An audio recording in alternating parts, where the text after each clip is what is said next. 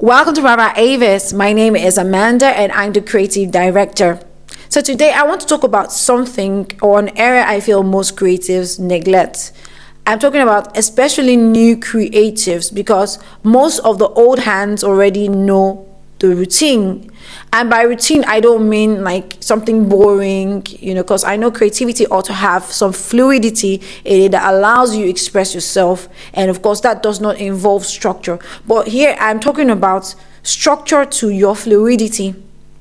Now, when you're putting out content, you need to be careful about what you're putting out because some of you are not even ready for the limelight yet. That's the honest fact.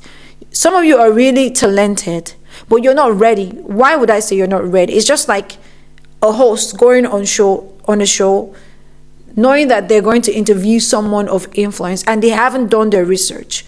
Of course, they're going to fumble there, and the topic or discussion might just be limited because this person does not have enough groundwork, on this other person that they're interviewing. So sometimes you have to take a deep dive to find out other things that other interviewers have neglected. I'm using a host as an example now. But for you as a musician or an artist in this category, you need to curate things carefully. Curate your content. I'm not talking to models now because the curating will have to do with maybe photo shoots and all of that. So I'm going to specifically address musicians, then of course maybe like other types of artists too. What am I actually saying? Now, when you're coming out, there's something called a demo tape, which every new creative must have. And this demo tape is what you basically submit to people to hear your sound, let them get to understand what you sound like and what you're capable of. Perhaps you have songwriting skills in which you have voiced and recorded something with a producer. Now you have that as a sample to show people, like it's an indicator of what you're capable of. Now, that's one thing. That's if you're looking for, maybe management or just awareness in a way, just so the people can get to know what you're doing. But then if you're actually an independent creative or a newbie who doesn't have any support and wants to put out a body of work or wants to promote their craft, what you should do is create a lot of works in terms of record lots of music and put them out. Like, you don't have to shoot videos for all of them, like maybe spend money on what you call the viral videos and all of that. You do not have to do that. What you need to do is basically put out songs, let your fans and audience, connect with them. But before you even put out the songs, there is a process which you have to go through. And it is one of the things we offer, which is an A&R kind of service. Now, before you put out the body of work, or just before your producer or whoever mixes and masters all of that, you can come to us. We sit with you, go over this body of work. And if there are other people that need to be included, we help you find them.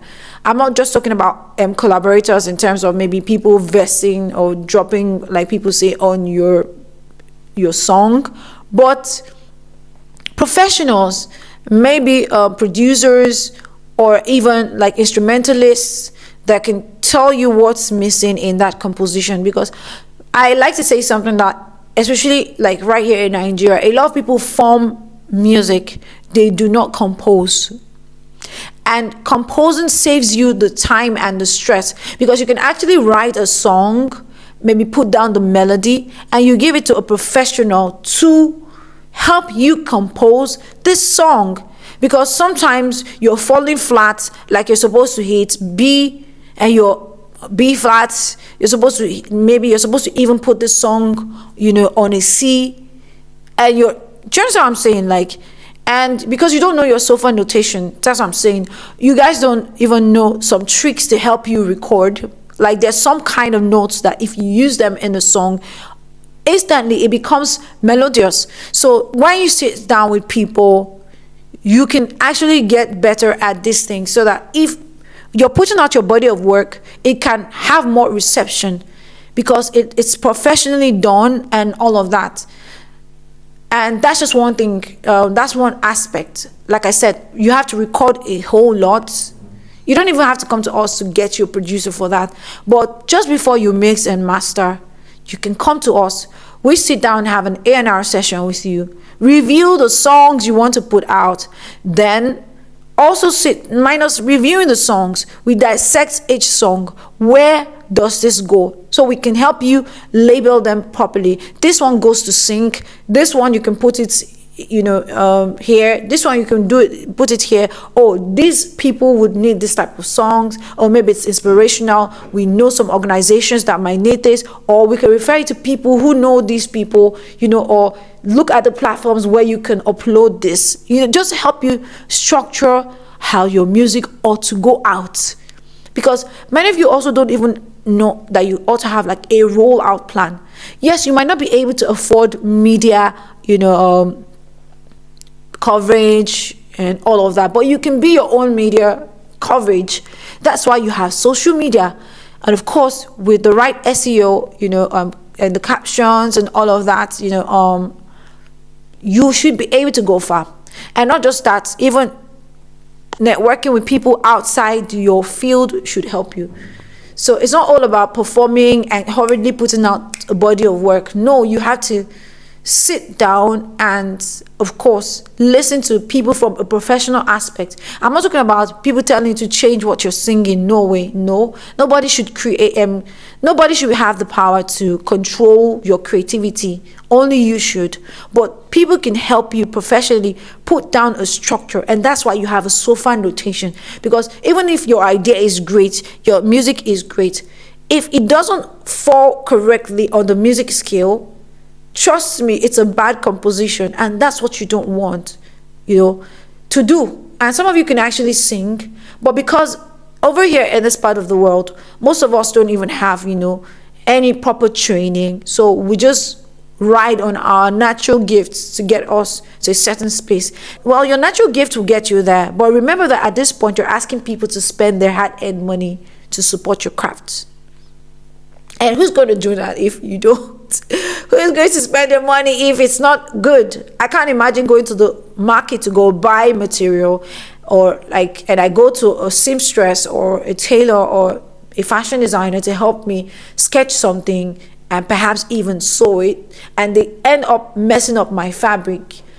Definitely, I'm not going to patronize them anymore. So once you treat yourself as a brand, as a company, it changes everything. So for me, I always advise that the first outlook for every creative that wants to debut into the creative space, you have to view yourself as a brand. You have to view yourself as a company.